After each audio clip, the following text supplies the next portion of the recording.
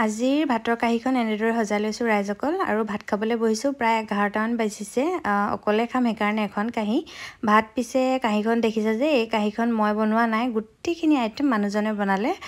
যিদিনাখন মানুহজন ছাইডলৈ যাবলগীয়া থাকে বা ৰাতিপুৱা ভাগটো বিশেষকৈ তেওঁৱে বনায় বাৰু দেই। মই কেতিয়াবাহে বনাবলগীয়া হয়। আৰু আজি তেওঁ বনাই থৈ গৈছে মগুৰ দাইল, এইফালে ঢেকীয়া আৰু ডিমৰ ভাজি, সৰু আলুগুটি ফ্ৰাই আৰু বেঙেনা ভাজি। ৰাতিপুৱাটো ধুনীয়াকৈ বনায়, 3খন-4খন মানে আমাৰ ঘৰত আইটেম লাগিবই। এখন ভাজি এখন চব্জিয়ে নহ'ব। আৰু বিশেষকৈ ৰাতিপুৱা ভাগৰ ভাত সাজ মানে মানুহজনে বনায়। আগৰ ভিডিঅ'ত মই আপোনালোকক কৈছোঁৱে, কাৰণ মই মানে উঠাটো দেৰি হয় আৰু তেওঁ ধুনীয়াকৈ বনাই মেলি ৰাতিপুৱা কামখিনি মোক পাকঘৰৰ কৰি দিয়ে। বাকীবিলাক বাৰু ময়ে কৰোঁ আৰু বাকী সাজ মই বনাওঁ ভাত, কিন্তু ৰাতিপুৱা সাজটো তেওঁ মোক সহায় কৰি দিয়ে। আৰু যিহেতু মোৰ বেলেগ কাম কিছুমানো থাকে।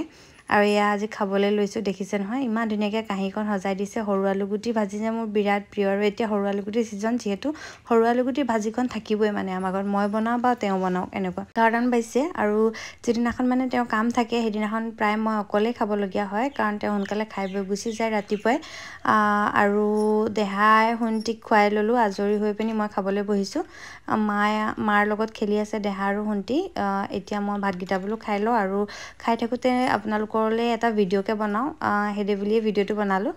এনেকুৱা ভিডিঅ' মই আগত বনোৱা নাই, ভাত খোৱা ভিডিঅ', কিন্তু মই আজি বনাইছোঁ। আৰু আপোনালোকে কেনেকুৱা পালে কমেণ্ট কৰি জনাবচোন দেই। বৰ বিশেষ ভালকৈ নাজানো, তথাপিতো কিনো কৰিম আৰু কিনো দেখুৱাম বোলো, সেইটো কাৰণে আপোনালোকৰ লগত এনেদৰে কথা অকণমান পাতিলোঁ। বাকী আজিৰ ভিডিঅ'টো এইখিনিতে সামৰণি মাৰোঁ। আপোনালোকৰ সকলোৰে দিনটো ভালে কুশলে যাওক তাৰে কামনা কৰিছোঁ। আজিলৈ আহোঁ, নতুন এটা ভিডিঅ'ত আকৌ লগ পাম। সকলো ভালে থাকক, সুস্থ থাকক আৰু হেল্ডি খানা খাওক। বাকী ইমানেই আৰু আহিছোঁ দেই, বাই বাই।